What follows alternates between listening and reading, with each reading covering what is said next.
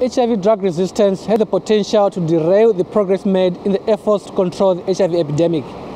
Therefore, it is important to continuously survey and monitor drug resistance in naive patients and patients failing therapy.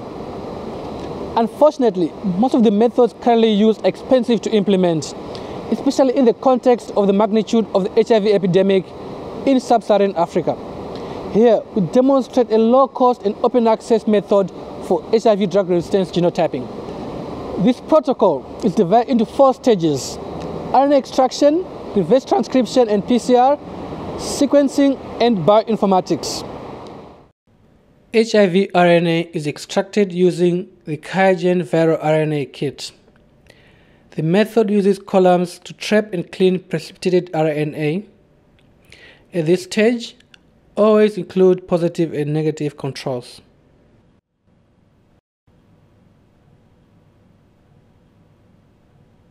Before starting, calculate the volumes of each of the reagents required for the number of samples being processed.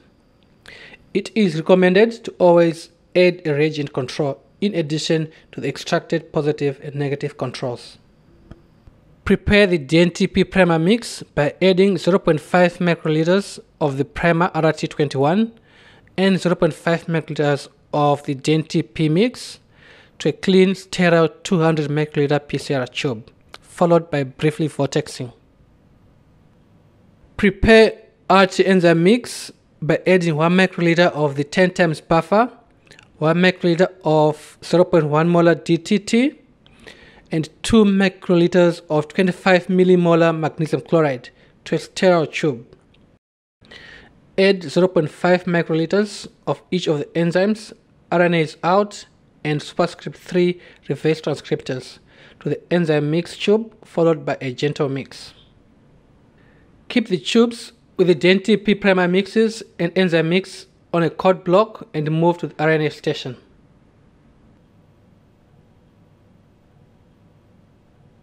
Add 6 microliters of the RNA to the DNTP primer mix tube.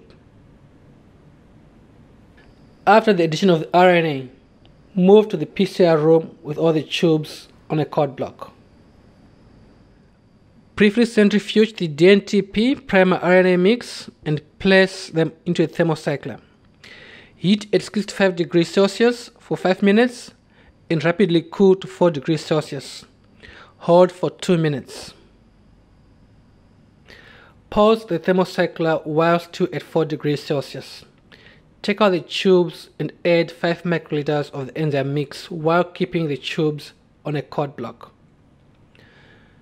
Mix gently, followed by briefly centrifuging and return to the thermocycler. Hold the tubes at 50 degrees Celsius for 60 minutes, followed by 85 degrees Celsius for 5 minutes. Cool to 37 degrees Celsius and pause as soon as it reaches this temperature. Take the tubes out of the thermocycler. Quickly add 0.5 microliters of RNase H to the tubes and return to the thermocycler. Hold at 37 degrees Celsius for 20 minutes and then cool to 4 degrees Celsius. Before starting, calculate the volumes of each of the reagents required for the number of samples being processed and the controls. In addition to the 3 controls, positive, negative, and the reagent, you can also add a PCR control. The first and second round PCR mixes can be prepared simultaneously, and the second master mix stored at -20 degrees Celsius until needed. Mixes can be stored for up to 8 hours. Add the water, 10 times buffer, magnesium chloride, DNTPs, and primers in the amounts shown on the table, and vortex. Add 0.1 microliters of platinum tag polymerase and gently mix. Aliquot 23 microliters of the master mix to 200 microliter PCR tubes.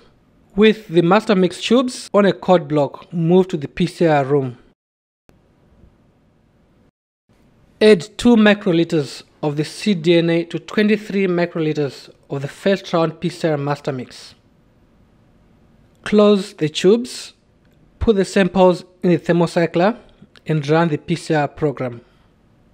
Continue to second round PCR stage, or store the first round PCR products at minus 20 degrees Celsius or colder until required. For second round PCR, add 2 microliters of the first round PCR product to 23 microliters of the second round PCR master mix and use the same PCR program. To evaluate the PCR amplification, perform 1% agarose gel electrophoresis at 100 volts and 400 watts for 40 minutes. Positive amplification can be visualized as a 1315 base pair fragment. There should be no amplification in the negative and reagent controls. In preparation for the sequencing reaction, the positive second round PCR products are cleaned up using the PureLink PCR purification kit.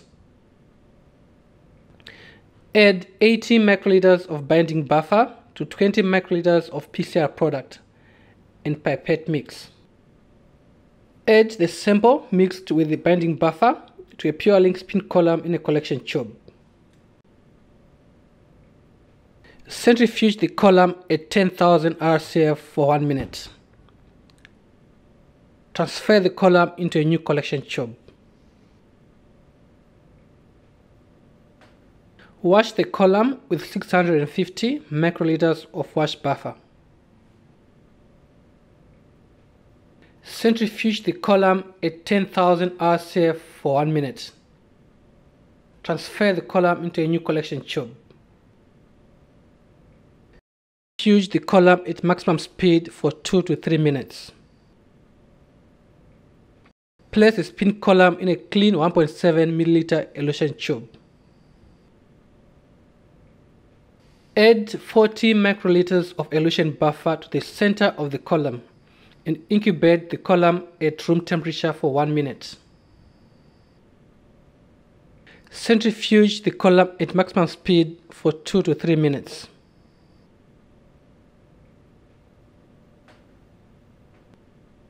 The elution tube contains your purified PCR product ready for sequencing. Discard the column. The PCR products are sequenced using the Big Dye Terminator kit, version 3.1, and 4 primers for each sample. For each of the primers, set up the sequencing reactions as indicated on the table. Gently mix the master mix by inverting the tubes. Aliquot 9 microliters of the master mix to a 96 well plate. One plate will run 24 samples. You can use layout below in which each column accommodates 2 samples. Add 1 microliter of the DNA sample. Cover the plate and gently mix. Centrifuge at 3000 RCF for 1 minute. Place the plate on the thermocycler and run the cycling program. When the PCR finishes, clean up the sequencing product immediately. The byproducts of sequencing reactions as well as excess dye terminators can interfere with sequencing electrophoresis. It is therefore important to clean up the sequencing products to remove any excess primers, unincorporated dye terminators, salts, and enzymes before loading the samples for automated fluorescent DNA sequencing electrophoresis. The method used here is a simple ethanol sodium acetate protocol. For each sequencing reaction, mix 50 microliters of absolute ethanol and 5 microliters of 3 molar sodium acetate. Using a multi-channel pipette, add 55 microliters of sodium acetate ethanol solution to each well. Seal wells with adhesive foil, ensuring that each well is sealed properly and vortex to mix. Centrifuge at 3000 RCF for 20 minutes. After 20 minutes, remove cover and in one smooth motion invert the plate onto a folded Kim wipe.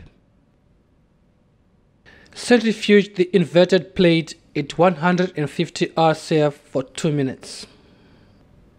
Immediately add 150 microliters of cold ethanol. Do not delay addition of ethanol at this step. Seal with the same adhesive foil cover and vortex. Centrifuge at 3000 RCF for 5 minutes. Invert over-folded quinoa pad and centrifuge inverted plate at 150 RCF for 1 minute. After the centrifugation, place uncovered in a thermocycler and dry it at 50 degrees Celsius. Once dry, seal the plates with adhesive foil covers. Wrap in foil and store at -20 degrees Celsius until ready to proceed with the sequencing electrophoresis. When ready to sequence, dissolve in formamide, denature and load onto the 3130 genetic analyzer for electrophoresis.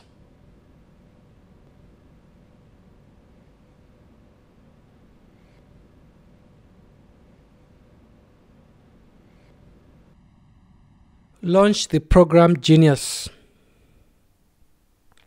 Create a working folder inside the local documents to store the sequences. Import the ABF files generated by the sequencing machine to the Genius working folder using the import tool. Genius will allocate percentage quality scores for each sequence imported. Open sequences with quality scores of greater than 70% by double-clicking on them. Each file should open in a new window. Genius will indicate the quality at each nucleotide position of the sequence using light blue bars. The higher the bar, the better the quality of the base score. Using your cursor, select the midsection of the sequence, leaving out the ends. Click on the Extract button to extract the region with high quality sequence. Select all 4 extracted sequences for each sample and assemble them against an annotated reference sequence.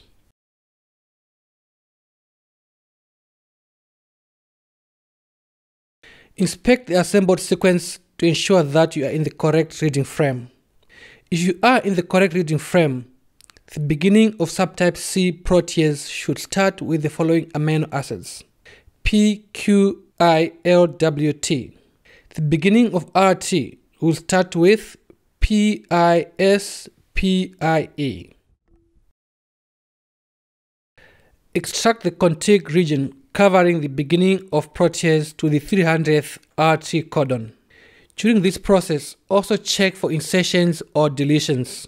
Go through the consensus sequence of the extracted contig, identifying any ambiguities and verify positions with mixed bases by inspecting quality, symmetry, height, background, and shoulders of the flanking regions of the bases. Select the consensus sequence and click the Extract button to create a separate file of the consensus sequence generated from the 4 primers and label it appropriately. Export the sequence to a backup storage folder on the computer or network. Analyze the sequences using the HIVDB program at hivdb.stanford.edu.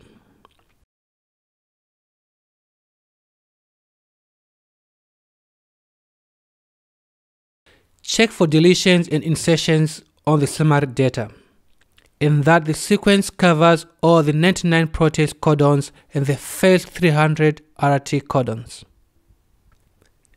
Check for any highlighted QA issues in both the protease and RT regions, such as top codons, frame shifts, ambiguous positions, and unusual residues. Blast the new sequence against a local sequence database from previous runs.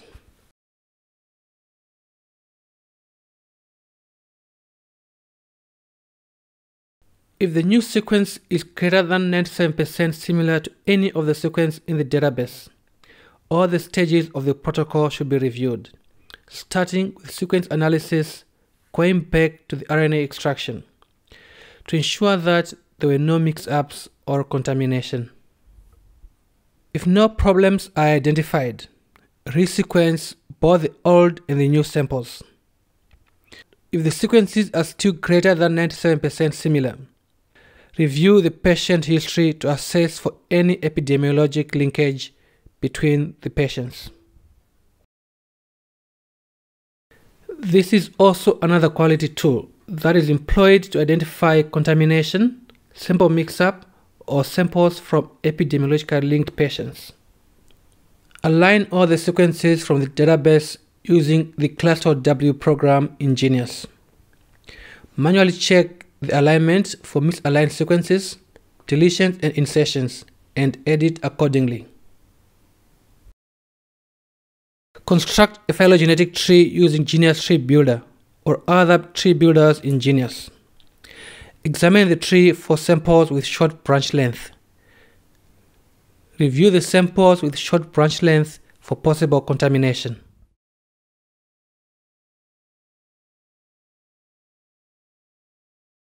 Log into the RegaDB using a unique username and password. On the drop-down menu under Patient ID, select Begins With. Add the patient ID and select the patient whose sequence is to be uploaded. On the menu to your right, select Viral Isolate. From the options under Viral Isolate, select Add. Enter the sample date, sample ID, sequence ID, and sequencing date. Select Choose File and then navigate to the FASTA file to be uploaded. After selecting the FASTA file to be uploaded, click on Upload. Once the uploaded sequence appears in the nucleotide box, click the OK button at the bottom right of the window. Check for protease and RT protein alignments by clicking on Protein and selecting either PR or RT. Check for the drug resistance mutations using the Resistance button. This gives you the resistance profiles from 3 algorithms: ANRS, Stanford HIV-DB, and RegaDB. Click on the Viral Isolate Report tab. Select the algorithms for the interpretation of the genotype and the report template to use. Once the algorithm and the template are selected, click on Generate. Download the RTF document generated. Open the RTF document as a Word document.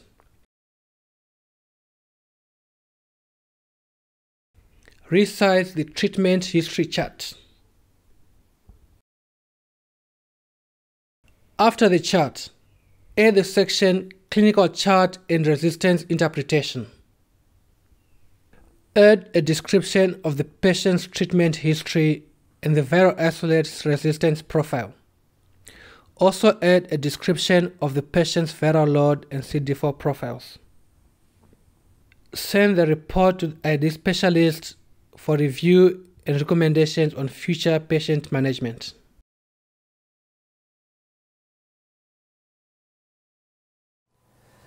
The reduction in the overall cost of this protocol was achieved through 4 different strategies. The first one was scaling down the reaction volumes at almost every stage, thereby allowing more efficient use of reagents but at the same time maintaining sequence quality. Secondly, reduction of the sequencing primers. Most protocols use 6 to 8 primers to sequence the POR region, covering the protease gene and the first third of the reverse transcriptase gene.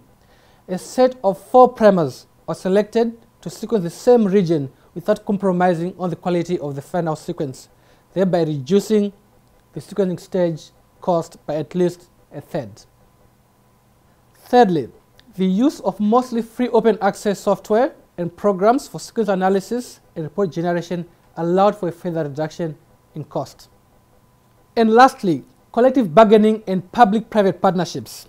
A discounted price was negotiated that allows members of the Southern African Treatment and Resistance Network to get discounted rates for all the components of this protocol. These have also been consolidated into a kit for easy access.